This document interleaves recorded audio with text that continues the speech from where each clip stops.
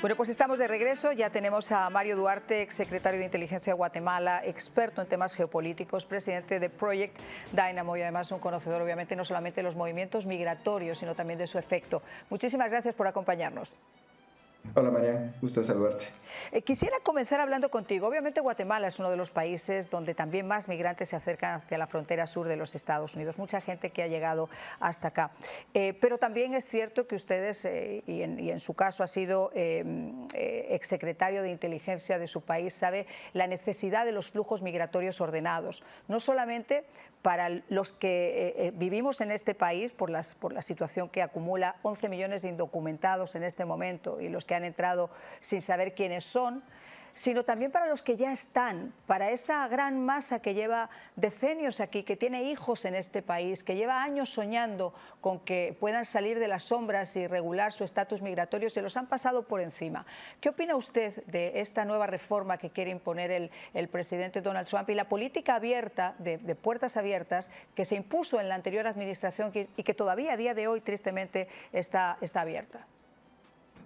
A ver, mira, fíjate que te voy a contestar desde una perspectiva más americana que guatemalteca. Como tú sabes, tengo doble nacionalidad, serví en el US Army y en otras cosas en el gobierno. Y fíjate que el problema es de que el gobierno de Estados Unidos en las últimas décadas ha tomado una postura que apoya más al subdesarrollo en Latinoamérica que en realidad ayudarlos. Y lo que ha provocado es esta situación de la migración ilegal en masa y descontrolada, precisamente como un arma política, lamentablemente, en contra de lo que es la tela social de Estados Unidos. Y es lo que estamos viendo hoy y lo vimos más claramente este año con la cantidad de indocumentados e ilegales que hay en Estados Unidos y cómo los demócratas, sin excepción, buscaron de alguna u otra forma eh, hacerlos votantes legales. Obviamente eso, un intento, no se puede definir de otra forma que un fraude electoral.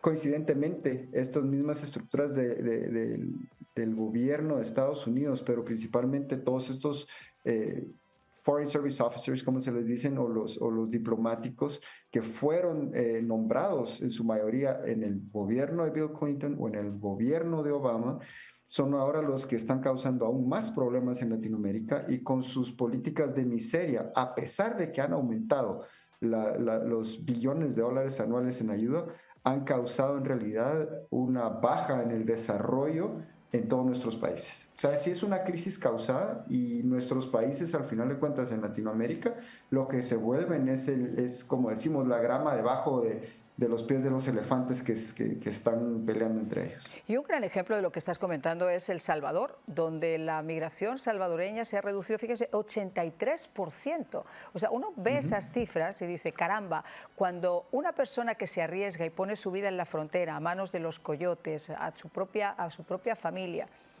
se le da la oportunidad de quedarse en su país, de apostar por su país, de tener la seguridad de poder seguir vivos al día siguiente, de poder progresar.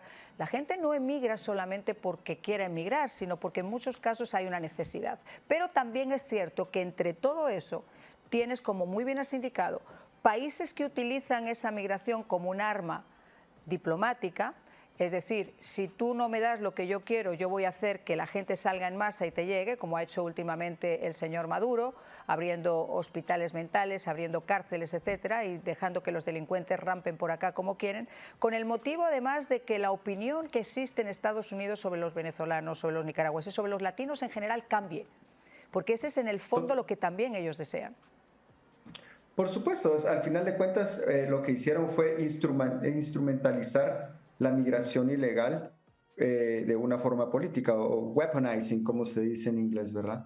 Y mira, tú mencionas el ejemplo de El Salvador y ese es creo que yo el mejor ejemplo que se puede dar de cómo un país puede defenderse dignamente, mantener su soberanía y decidir tener esa forma de cooperación y colaboración con los Estados Unidos sin subordinar sus intereses propios. Y por eso Estados Unidos logró, a pesar de un embate directo de la administración Biden, de la Unión Europea y no digamos de la red de ONGs de Soros, que lo empezaron a atacar a nivel mundial con el tema de derechos humanos por lo que estaba haciendo con los pobres mareros. Toda esta gente que son, disculpa el uso de la palabra, hipócritas, porque se les olvida que los ciudadanos de cualquier país que son honestos, que son trabajadores, que siguen las reglas, que son obedientes a las leyes, son los que tienen verdaderos derechos. Sin embargo, todas estas estructuras, y las repito, la ONU, la Organización de Estados Americanos, el Fondo Monetario Internacional, USAID, el Departamento de Estado, la Unión Europea, le dan más derechos a los criminales o pretenden que tengan más derechos los criminales por su retorcida idea de justicia social que todos los demás ciudadanos. Y ahora lo están impulsando en Estados Unidos, incluso empujando a todos estos, como decías al principio, a todos estos jueces y fiscales activistas, que yo lo que espero es que el presidente Trump tome y como decimos en Estados Unidos, les tire el libro de la ley encima y que hayan consecuencias severas contra ellos por haber puesto a tanto americano en peligro, y que sabemos ahora ya hay más de 400 muertos, por lo menos, a manos de migrantes ilegales que fueron liberados por todos estos activistas que juegan a ser jueces o fiscales. Mira, hace muchísimos años, con una primera dama en El Salvador, yo tuve la oportunidad de salir a las calles para un reportaje que hicimos para la cadena Telemundo, un programa nacional. Salir a las calles para liberar a las chicas, a las jóvenes del poder de las maras.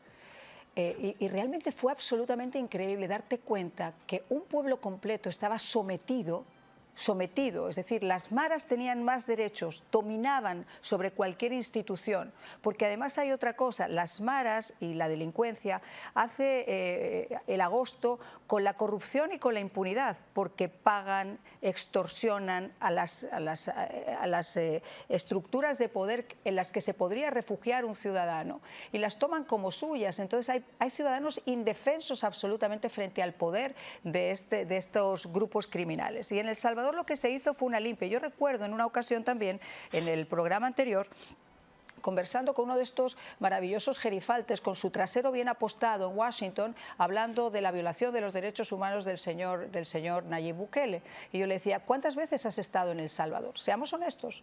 No Tamara Tamachuk, que sí está allá y que trabaja en tu organización. Tú, ¿cuántas veces has estado tú? ¿Cuántas veces te ha tocado hacer este trabajo? ¿Cuántas veces tú podrías pensar que tienes a tu familia en peligro, que si sales te van a romper tu negocio, que si sales no sabes si te van a violar? ¿Cuántas veces te has puesto en ese estado? ¿Tú no crees que tiene más derecho el pueblo que esas bandas criminales? Quizá a lo mejor si pensamos así, el mundo empezará a cambiar y sería un poquito mejor de lo que es en estos momentos. César, quiero pasar contigo porque estábamos hablando sobre la inmigración, además como chantaje por parte de los gobiernos. Y estamos hablando también del poder que han ido adquiriendo estas maras, refugiándose en la impunidad y refugiándose en la corrupción. Tú estás en Ecuador en estos momentos y Ecuador yo creo que es uno de los ejemplos brillantes de cómo el cartel de Sinaloa, cómo el cartel de Juárez ha ido haciendo el agosto, tomando posiciones, pagando alcaldes, pagando gobernadores, en un momento donde ya el país realmente está tomado por el hampa.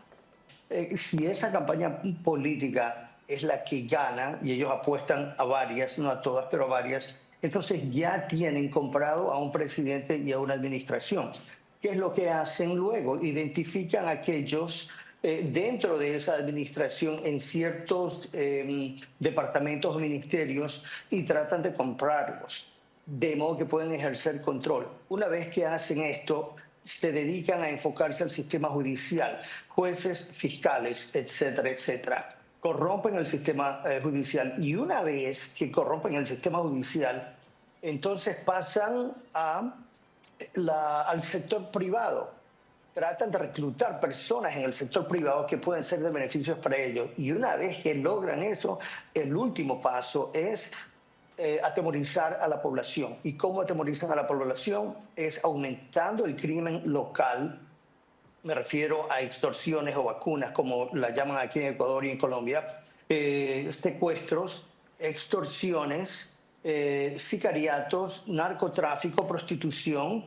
Me llamó la atención cómo estos carteles comenzaban a irse hacia la zona de Esmeraldas, cómo comenzaban precisamente a pagar a alcaldes, a gobernadores, como estás diciendo, para que las bajadas de avioneta, bajaban los radares para que pudieran aterrizar las avionetas. En muchos casos, además, en compendio con el propio ejército, que también se sabía que había ciertos mandos que lo protegían, y así se empieza realmente esa onda de corrupción que tristemente impera en América Latina. Y en México yo creo que tenemos el mejor ejemplo de todos. Y tenemos una nueva administración ahora con Claudia Sheinbaum, que uno podría decir, bueno, ¿será posible que México a través de esta administración se le dé la oportunidad de devolverle ese poder al pueblo que ahora tiene el crimen organizado? Y yo, por los primeros pasos que estoy viendo, honestamente lo dudo. Si ya Andrés Manuel López Obrador se arrodillaba ante el cartel de Sinaloa, no creo que Claudia Sheinbaum, con el problema que tiene ahora mismo organizado entre los seguidores del Mayo y los seguidores del Chapo y las bandas en la frontera tratando de conseguir quién pasa más gente a los Estados Unidos, lo dudo mucho. ¿Qué opinas tú? Mira, ¿cómo podemos...? Déjame explicarte algo. En primer lugar, cuando un cartel de la droga tiene ingresos anuales que superan los ingresos de la Coca-Cola, Pepsi-Cola, Apple, HP. Entonces, cuando estos ingresos son en billones, ¿cómo puede un país que está en un déficit fiscal, cómo puede un país como Ecuador en este momento pelear contra un cartel de la droga a menos de que consigan los recursos que realmente necesitan para poder combatir un cartel de la droga? Lamentablemente, en el caso de Ecuador y también en el caso de México, pero específicamente de Ecuador, no constan o no hay los expertos necesarios que hayan ya combatido o que hayan desarticulado o desmantelado un cartel de la droga. De modo que lo que pienso que estos países necesitan hacer es pedir y aceptar recursos del exterior, de países que pueden aportar para las metas de control de la criminalidad como las tienen aquí en Ecuador.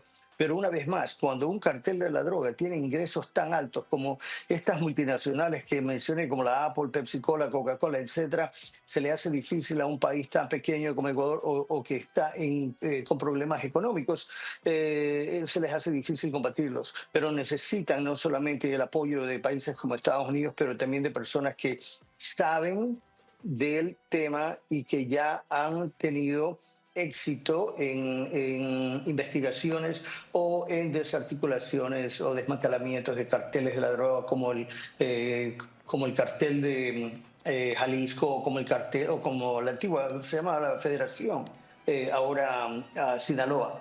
Entonces, una vez más, los recursos están en el exterior. Los recursos no están en México solamente, o en Ecuador, o en Costa Rica, están en el exterior. Lo que tienen que hacer es poder pedir esa ayuda, aceptar los recursos y enfrentarse a una batalla, no a una batalla, pero enfrentarse a una guerra que puede durar muchos años, pero que no es imposible de triunfar.